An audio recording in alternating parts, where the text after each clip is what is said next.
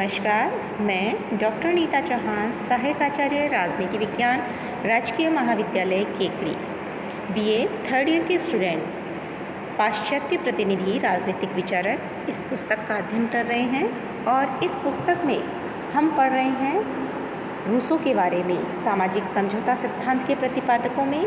जैसा कि स्टूडेंट्स आपको ज्ञात है, हॉब्स, लॉक और रूसो का नाम आता है। हमने हॉब्स के चिंतन को पढ़ा, लॉक के सामाजिक समझौता को पढ़ा और उसके बाद हमने रूसो के सामाजिक समझौता सिद्धांत को देखा।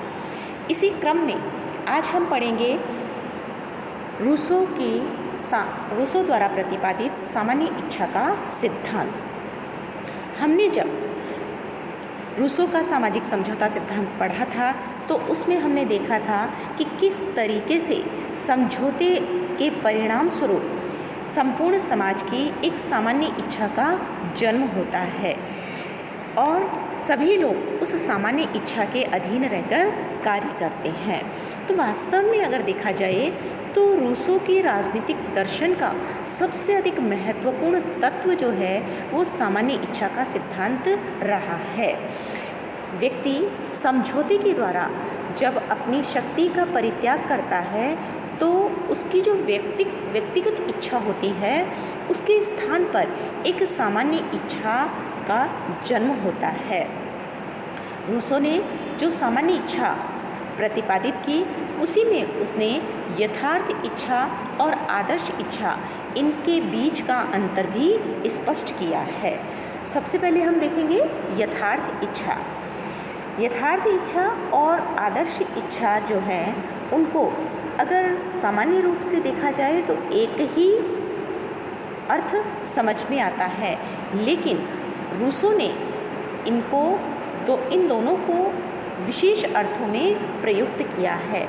जैसे कि यथार्थ इच्छा जो है वो मनुष्य की इच्छा का वह भाग है जिसका लक्ष्य व्यक्तिगत स्वार्थ की पुष्टि करना होता है, अर्थात दूसरे शब्दों में कहें तो स्व केंद्रित इच्छा जो है वो यथार्थ इच्छा कहलाती है।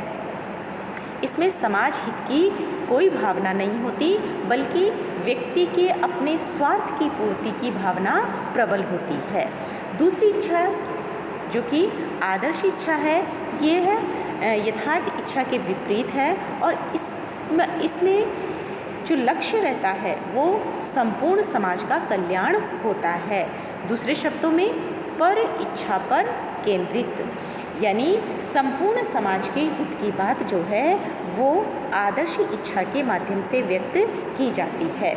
जब हम सामान्य इच्छा की बात करते हैं तो सामान्य इच्छा जो है वो मनुष्य की जो आदर्श इच्छाएं हैं जो कि पर केंद्रित होती हैं, समाज कल्याण पर आधारित होती हैं, उनका योग है। दूसरे शब्दों में हम कह सकते हैं कि सामान्य इच्छा मनुष्य की इच्छा का श्रेष्ठ भाग है जिसका मूल उद्देश्य जो है वो संपूर्ण समाज का कल्याण करना है। अब हम पढ़ेंगे कि सामान्य इच्छा जो कि रूसो के द्वारा प्रतिपादित की गई उसकी विशेषताएं क्या हैं। इसकी विशेषताओं में पहला आता है अखंडता। सामान्य जो इच्छा है उसका विशेष लक्षण एकता या अखंडता कहा जा सकता है। हालांकि सामान्य इच्छा की एकता में विविधता भी होती है, लेकिन विवेक युक्त होने के कारण इसमें किसी प्रकार का विरोध नहीं होता और यह एकता के सूत्र में बंधी रहती है। दूसरा है अविच्छेदता। सामान्य इच्छा की एक और विशेषता कि इसको प्रभु सत्ता या संप्रभु जो है उससे अलग नहीं किया जा सकता। प्रभु सत्ता सामान्य इच्छा में ही निहित होती है और ये कह सकते हैं कि वह इसका प्राण है। जिस तरह से व्यक्ति के शरीर में से उसके प्राणों को अलग नहीं किया जा सकता, वैसे ही संप्रभुता से सामान्य इच्छा को अलग करना संभव नहीं है। तीसरी विशेषता है अदेयता। इसका तात्पर्य है कि यह किन्हीं व्यक्तियों को हस्तांतरित नहीं की जा सकती, दी नहीं जा सकती। सामान्य इच्छा प्रतिनिधियों के द्वारा व्यक्त किए जाने के योग्य भी नहीं होती है।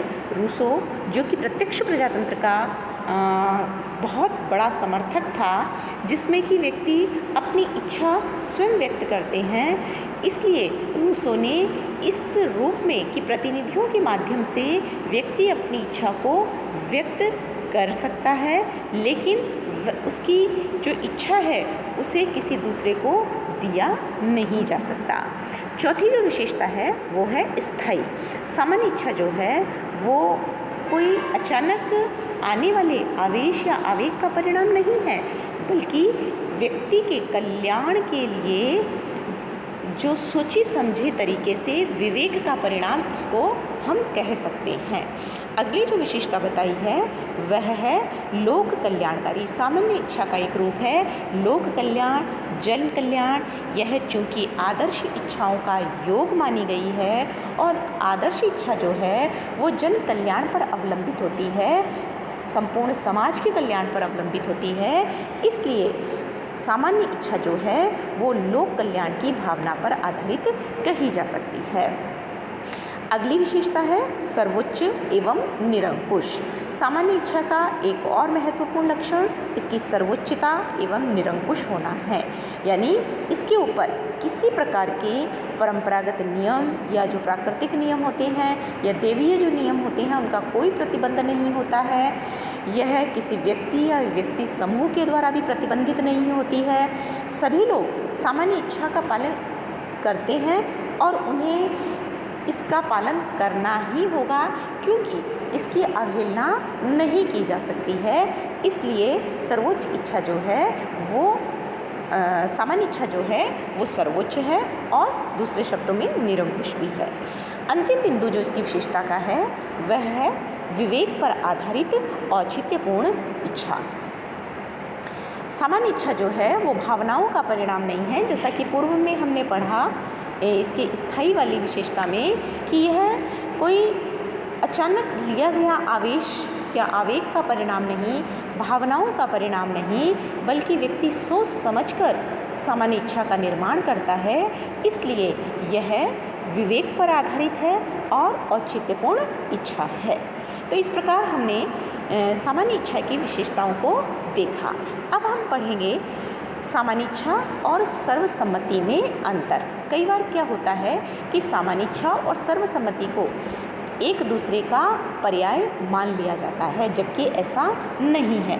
दोनों में कतिपय अंतर हैं। अब वो अंतर क्या है? जैसा कि आप देख रहे हैं, सामान्य इच्छा जो है वो सभी की इच्छा एक कुछ या सभी की इच्छा होती है, लेकिन सर्वसम्मति जो होती है वो एक या कुछ की नहीं बल्कि समाज के सब व्यक्तियों की इच्छा होती है, सब व्यक्तियों की सहमति होती है। यानी सामान्य इच्छा में तो एक भी अपनी सामान्य इच्छा अभिव्यक्त कर सकता है, कुछ लोग भी अपनी सामान्य इच्छा अभिव्यक्त कर सकते हैं और सब लोग, लेकिन सर्वसम्मति में एक और कुछ के लिए कोई स्थान नहीं है, वहाँ पर सबके लिए स्थान है, सबकी सहमति। दूसरा है एकता की भावना। सामान्य इच्छा में ऐसी एकता होती है जो कि सर्वसम्मति में नहीं देखी जा सकती। सामान्य इच्छा संपूर्ण समाज की इच्छाओं को अभिव्यक्त करती है और यह जो संपूर्ण समाज के सदस्य हैं उनके बीच विरोधी जो इच्छाएं होती हैं उनके बीच समझौता नहीं वरन एकात्मक इच्छा कही जा सकती है। यानी एकता की भावना जो है वो सामान्य इच्छा में ज़्यादा देखी जा सकती है। और तीसरा अंतर है सामान्य इच्छा जो है उसमें समस्त जनता के कल्याण की भावना निहित होती है, लेकिन सर्वसम्मति में कभी कभी कुछ विशेष परिस्थितियों में कुछ व्यक्तियों के हितों को भी सर्वोपरि मान लिया जाता है। यानी अक्सर नहीं होता, लेकिन कभी कभी आवश्यकता पड़ने पर कभी कुछ ऐसी परिस्थिति आ जाती है तो कुछ व्यक्तियों के जो हित होते हैं उनको उनके कल्याण को महत्वपूर्ण स्थान दे दिया जाता है, लेकिन सामान्य इच्छा जो है उसमें समस्त जनता के कल्याण को स्थान दिया गया है। हमने पढ़ा सामान्य इच्छा के बारे में, उसकी विशेषताओं के बारे में और सामान्य इच्छा और सर्वसम्मति के बीच में जो अंतर है उसके बारे में। इतना होने के बाद भी जो रूसो की सामान्य इच्छा का सिद्धांत है वो हम कह सकते हैं कि राजनीतिक चिंतन में सबसे ज़्यादा विवादास्पद रहा है और इसकी आलोचनाएं की गई हैं। वो आलोचनाएं क्या हैं? नंबर 1, अव्यावहारिक और अस्पष्ट। रूसो की सामान्य इच्छा की जो आलोचना की जाती है, उसकी पहली आलोचना है कि यह अस्पष्ट है और अव्यावहारिक है। एक विशेष समय पर सामान्य इच्छा जो है उसका ज्ञान प्राप्त करना बहुत कठिन नहीं बल्कि असंभव कार्य है। मतलब सब लोगों के मन में क्या चल रहा है इसको समझना एक बहुत ही मुश्किल कार्य होता है। और रूसो ने अपने सामाजिक समझौता सिद्धांत में भी जो बातें कही हैं वो परस्पर विरोधाभास से परिपूर्ण है। उसने हमें ऐसे अंधकार में लाके छोड़ दिया है जहां हम सामान्य इच्छा के बारे में अच्छी प्रकार से चिंतन नहीं कर सकते। दूसरी आलोचना है यथार्थ इच्छा और आदर्श इच्छा का भेद काल्पनिक। रूसो ने, हमने जैसा कि पूर्व में पढ़ा, उसने यथार्थ इच्छा जो कि स्व केंद्रित, आदर्श इच्छा जो कि पर केंद्रित, इस प्रकार से भेद किया है। लेकिन वास्तव में ऐसा नहीं किया जा सकता। मनुष्य में ऐसा नहीं हो सकता कि सदैव व्यक्तिगत स्वार्थ हावी हो। उसके अंदर अगर व्यक्तिगत स्वार्थ होते हैं तो कहीं न कहीं परहित की कामना भी रहती है, लोकहित की मनोवृत्ति भी उसके अंदर रहती है और व्यक्ति के स्वार्थ और लोकहित को कभी भी अलग करके नहीं देखा जा सकता। तीसरी जो आलोचना है, सामान्य हित की व्याख्या संभव नहीं। रूसो की इस सामान्य इच्छा की आलोचना की जाती है क्योंकि सामान्य इच्छा का विचार सामान्य हित पर आधारित रहा, लेकिन सामान्य हित की परिभाषा का प्रयास उसी प्रकार से असंभव है जैसे कि समुद्र की लहरों को मुट्ठी में बांधने का प्रयास किया जाए। किसी कार्य को करने से पूर्व पूर्ण निश्चितता से यह हम कैसे कह सकते हैं कि अमुक जो कार्य किया जा रहा है उसका परिणाम जनता का कल्याण ही होगा। तो ऐसे में सामान्य हित की व्याख्या संभव नहीं है। अगली आलोचना है निरंकुश तथा अत्याचारी राज्य का पोषक। रूसो ने जिस सामान्य इच्छा का प्रतिपादन किया है उसका उद्देश्य जनता के अधिकारों की रक्षा है, लेकिन व्यवहार में इसके परिणाम स्वरूप एक निरंकुश और अत्याचारी राज्य की स्थापना हो सकती है। और ऐसे में एक विशेष समय पर इच्छा क्या है यह निश्चित करना शासक का कार्य है, इस प्रकार से रूसो कहता है।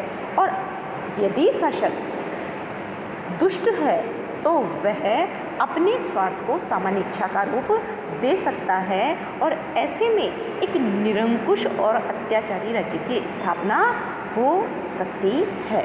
अगली और अंतिम आलोचना है प्रतिनिध्यात्मक प्रजातंत्र में असंभव। रूसो ने जैसा कि सामान्य इच्छा का सिद्धांत प्रतिपादित किया और उसने ये माना कि सामान्य इच्छा की सिद्धि के लिए सभी व्यक्तियों के द्वारा प्रत्यक्ष रूप से प्रभु सत्ता के प्रयोग में सक्रिय भाग लिया जाना चाहिए। इस शर्त जो है रूसो के द्वारा रखी गई, इसका पालन प्राचीन यूनानी नगर राज्यों में भले ही संभव हो, लेकिन वर्तमान समय में जब हम प्रतिनिध्यात्मक प्रजातंत्र या प्रत्यक्ष लोकतंत्र की बात करते हैं तो वहाँ पर ऐसा संभव नहीं हो सकता।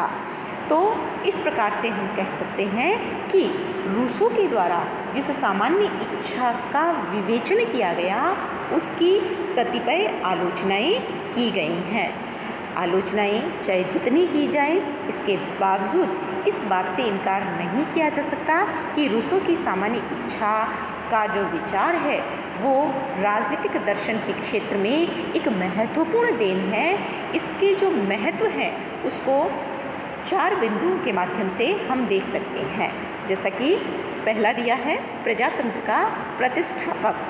रूसो का जो सामान्य इच्छा का सिद्धांत है यह प्रजातंत्र की प्रतिस्थापना करने वाला है, क्योंकि वह यह मानता है कि सत्ता का आधार जो है वो जनता की स्वीकृति है, जनता की इच्छा जो है वो सर्वोपरि है, कानून निर्माण में जनता का प्रत्यक्ष सहयोग अपेक्षित है और सामान्य इच्छा का विचार जो है वो राजनीतिक क्षेत्र में एक ऐसा आदर्श प्रस्तुत करता है जिसकी प्राप्ति सदैव ही हमारा लक्ष्य होना चाहिए। दूसरा महत्व है राष्ट्रवाद का प्रेरक सिद्धांत। सामान्य इच्छा के सिद्धांत को राष्ट्रवाद की भावना का प्रेरक सिद्धांत भी कह सकते हैं, क्योंकि सामान्य इच्छा की धारणा में यह अर्थ निहित है कि जिस जीवन में समता हो, एकता हो, समर्पण हो, आत्मीयता की भावना हो, वही जीवन श्रेष्ठ है। और ये सारी बातें जो हैं वो राष्ट्रवाद की भावना को जन्म देती हैं। अगला महत्व है राज्य स्वाभाविक और अनिवार्य संस्था। रूसो ने राज्य को एक स्वाभाविक और अनिवार्य संस्था माना है, और यह एक सत्य है कि राज्य जो है वो सामान्य इच्छा को क्रियात्मक रूप देने का एक साधन है, और राज्य के बिना कुछ भी नहीं हो सकता। अगला और अंतिम, व्यक्ति तथा सामाजिक दोनों हितों को प्राधान्यता। रूसो का सामान्य इच्छा का सिद्धांत जो है वो व्यक्ति और समाज दोनों के हितों को प्रधानता देता है। जहाँ आवश्यकता है व्यक्ति के हितों को महत्व देने की, तो वहाँ वह व्यक्ति के हितों को भी पूर्ण सम्मान देता है, और जब बात आ जाती है समाज के हित की, तो वह व्यक्ति के हित को गौण करते हुए समाज के हित को प्रमुख कर देता है। तो इस प्रकार रूसो का सामान्य इच्छा का सिद्धांत अपने आप में एक महत्वपूर्ण सिद्धांत कहा जा सकता है, और इस सिद्धांत ने निश्चित रूप से प्रजातंत्र की स्थापना में एक महत्वपूर्ण योगदान दिया। और यह एक तरीके से एक ऐसा सिद्धांत रहा जिसने व्यक्ति, समाज सभी को लेकर राज्य के जो कर्तव्य हैं उनके निर्धारण में एक महत्वपूर्ण भूमिका का निर्वहन किया।